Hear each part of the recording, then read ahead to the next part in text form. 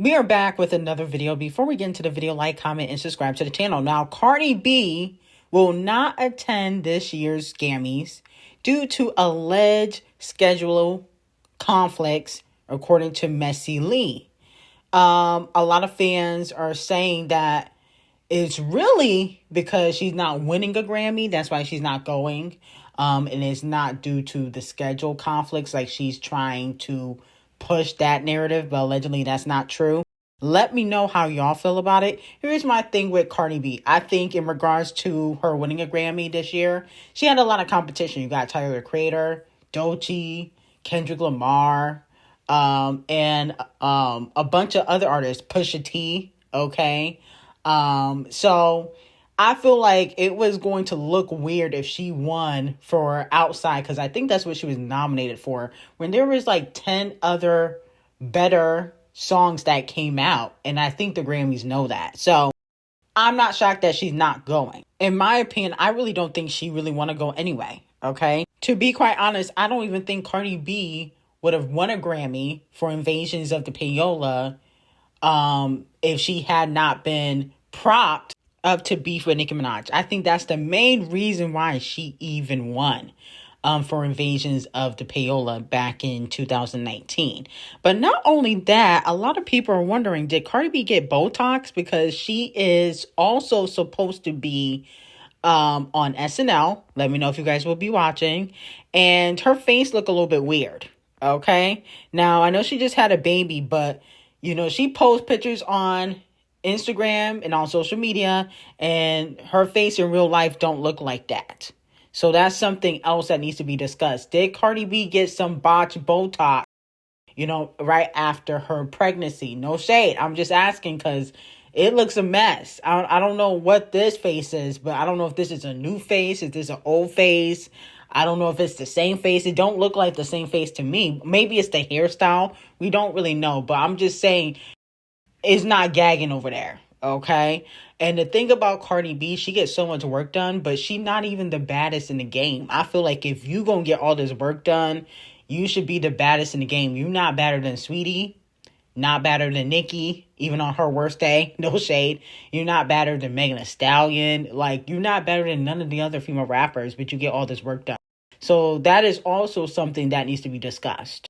Now, moving on from that, allegedly Megan Team Devil Nation is reaching out to Ariana Grande for Act 3. Okay, Act 3 is coming in 2026. And as we know, Ariana, she's going on tour, but maybe she can send Megan a verse. Okay? Now, previously, Megan has asked Ariana to do a song, especially after Megan did hop on the 34+35 remix. Megan did Ari a favor back in 2021 and hopped on the 69 remix. So Ari has yet to return the favor. Okay? So Megan is hoping that she can get Ariana on a song. Let me know how y'all feel about it for Act 3. In my opinion, I definitely think it will chart. I definitely think it go top 20, top 40. I don't know if it's going to be a major hit, but I definitely think it will chart and have some success, because Ariana, usually when she drops a song, whether it's a feature or not, it never really ever flops. It never goes bubbling under like that. That's a rare occasion, but usually it don't matter who she collaborate with, she gonna chart, regardless if the song is not good or not. So I'm only really here for Queen Ariana, not really here for Megan. I don't know if I really would support the song. Maybe if it was Ariana and Doechii, I would support it, or Ariana and Doja Cat, even though she was on the 34+35 remix too. So it's going to be interesting. I don't know. Wow. If things couldn't get worse, it looks like Camel Face and Pusha T were name dropped in the Blankstein files. I think y'all know who I'm talking about, okay?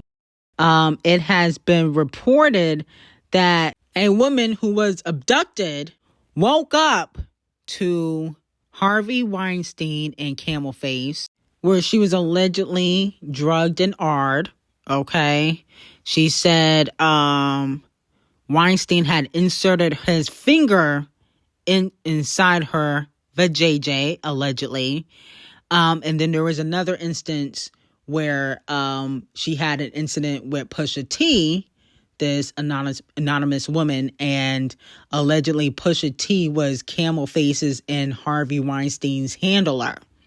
That's what was reported. Now, this could not come out at a worse time, considering that Queen B is dropping Act 3. And even though I don't think, Beyonce is completely innocent, I feel like there's never been a time in her career where Camel Face and his crusty, wrinkly lips haven't humiliated Beyonce. There's never been a time. He ruined her relationship with several people in the industry like Rihanna, Nicki, Sean Paul, and Neo, and several other people in the industry. He cheated on her and got beat up by Solange. That was public. His interesting relationship with Diddy, which got brushed under the rug. But I'm like, damn, like, Queen B can't catch a break with this man around. He's always doing something. Now, in hindsight, this was investigated by the FBI in 2019. Okay? It's not like it's recent, but still, I mean, it's just like every few years or something with Camel Face, and I think Queen B needs to divorce his ass, okay? Because it's like, how many times can you get humiliated? What about Blue? I'm sure Blue doesn't want to hear about this. Rumi and Sir probably don't want to hear about this. They definitely too young. I'm like, damn, why this gotta come out right before Act 3? Come on, man. Camel Face gotta do better, in my opinion. I mean, like, it's always something with his ass. Then he had, the DNA test with his 30 to 40-year-old son that he don't claim. I mean, he's always in something. And I think, Queen B, you just gotta let this relationship go. I know y'all been together for a long time, but it's only gonna get worse, because once Camel Face going down, you go down with him, because y'all a package deal. So I feel like to save Beyonce's career, she just need to cut him loose, okay?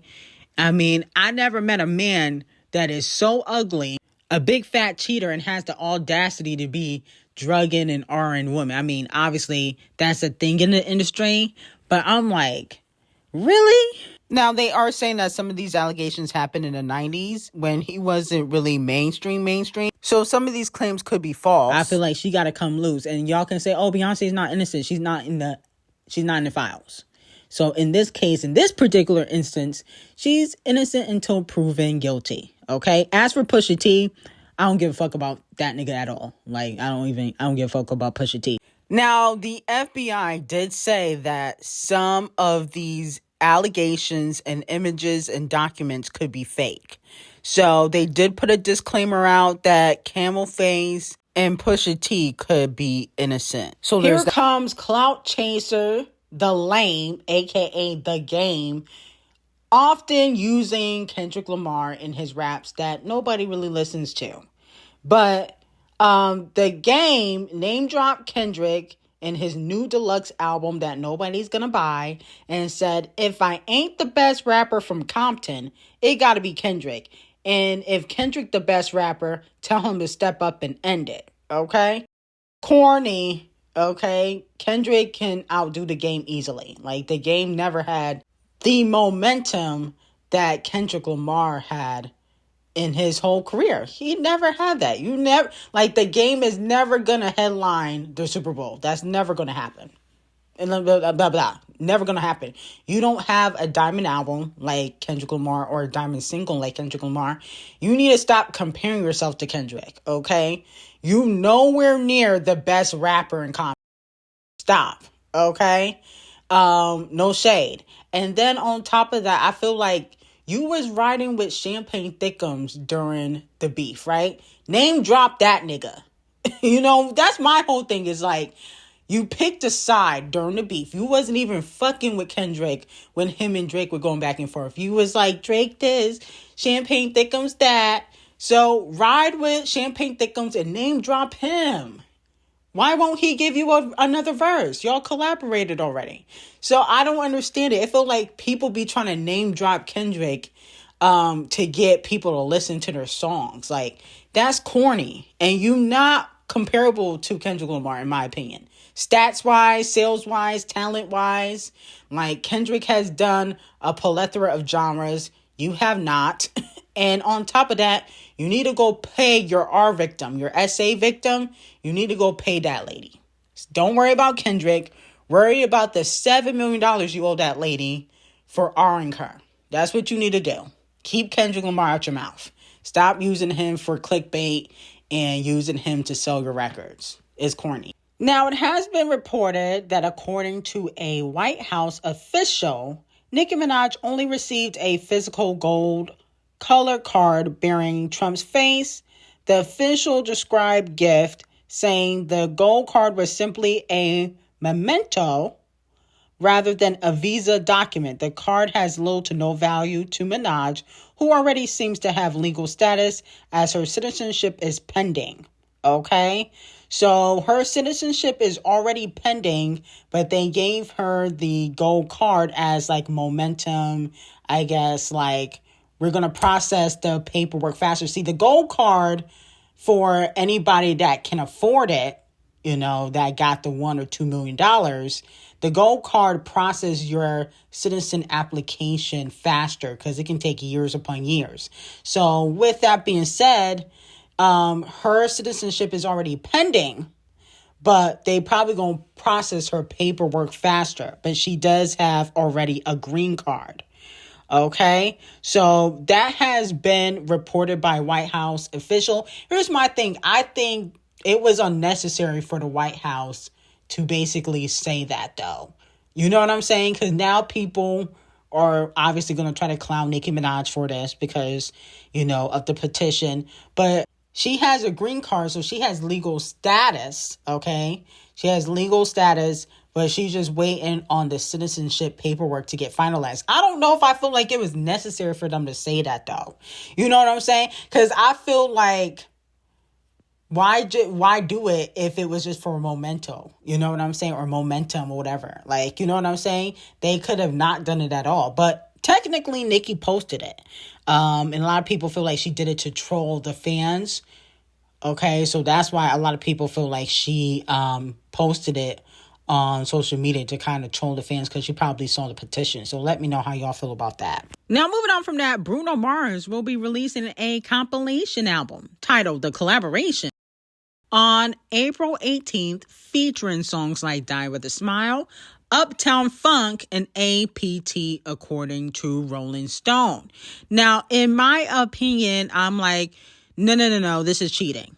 Okay, because one, I get it, people do compilation albums, but I feel like he just trying to get out of his contract with Titanic Records. This is what this is giving. Don't you already got another album coming out?